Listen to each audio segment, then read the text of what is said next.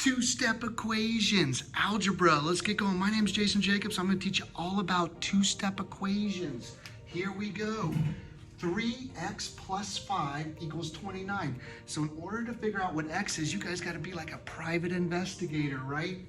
So we're going to use inverse operations. The inverse operation of addition is subtraction. The inverse operation of multiplying is dividing. So I like to put a little line right here to help me. And whatever you do on one side, you have to do on the other. I want you to think of like a balance scale, guys. Okay, here we go. The inverse of adding 5, we're going to do the reverse of the order of operations. Inverse of adding 5 is subtracting 5. So I'm going to subtract 5 here. And whatever you do on one side of the equation, you have to do on the other. So I'm going to subtract 5 right here. So now 5 minus 5, well, that's 0. And now we have an equation that's equal to this equation. 3x equals, and what's 29 minus 5? That's right, it is 24. So now 3 times what is 24? Well, the inverse operation of multiplying by 3 is dividing by 3. So we'll divide by 3 on both sides. And now I have x equals 8. Once you've figured out the answer, I want you to circle it. That's really important. Next, even more important, is check it to make sure that 8 is correct. The value of x is 8 is correct. 3 times 8 is 24. 24 plus 5 is 29. That checks out. Everything's good. Let's move on to the next two-stepper. All right, two-step equation here. 4 times something, 4 times x, minus 3 equals 17. Well, the inverse operation of subtracting 3 is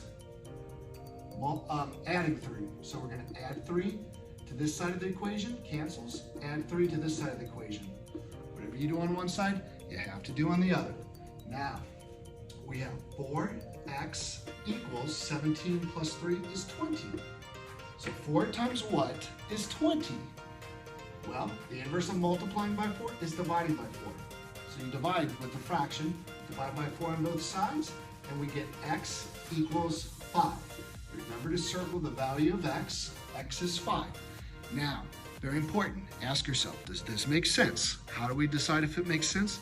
We're going to go through and check it. 4 times 5 is 20. 20 minus 3 is 17.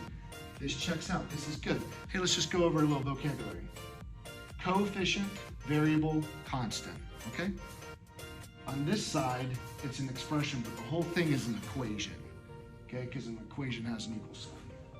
All right, now we have x divided by 7 plus 5 equals 14. Okay, I'm going to draw a line, and I'm going to do the opposite of the inverse operations. So I'm going to take away this 5 first. So I'm going to subtract 5 on both sides. Whatever you do on one side, you have to do on the other. Remember the balance scale? This cancels out, and this here becomes 9. Make sure you can see that. So now you have x divided by 7 equals 9. The inverse of dividing by 7 is multiplying by 7. So multiply by 7 here, cancels. Well, it doesn't really cancel, it becomes a 1, and then x divided by 1 is just x. So multiply by 7 here, and now x equals 63. Circle your answer. Let's check it, guys. 63 divided by 7, that's 9. And 9 plus 5 is 14. This checks out and makes sense. You try that one. Did you get it? Okay, maybe you pause the video. I don't know. We'll keep going. One thing I like about these videos is I go real quick. I'm not trying to waste your time. I want to go real quick through it and teach you the most efficient, effective way. The inverse of subtracting 5 is adding 5. So we're going to add 5 here, cancels, add 5 here. And now, x divided by 8 equals 6. Inverse of dividing by 8 is multiplying by 8.